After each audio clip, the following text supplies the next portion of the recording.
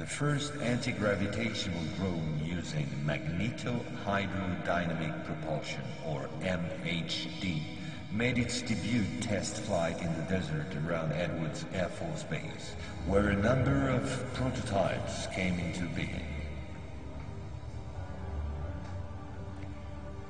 The Belgians got a small glimpse of so-called UFOs in 1989 and 1990. The incriminating model was a triangular-shaped Astra TR-3B or XR-7, capable of flying in total silence at more than Mach 10. Now I would like to speak to you about another concrete application of such technology, the B-2 bomber, whose development started in 1982. The official B-2 stealth bomber, which flew for the first time in 1989, was to serve as cover for another unconventional B-2 to be built in parallel. This top-secret model used, among other things, a plasma creation system, exploiting the airflow like an MHD generator. This system produced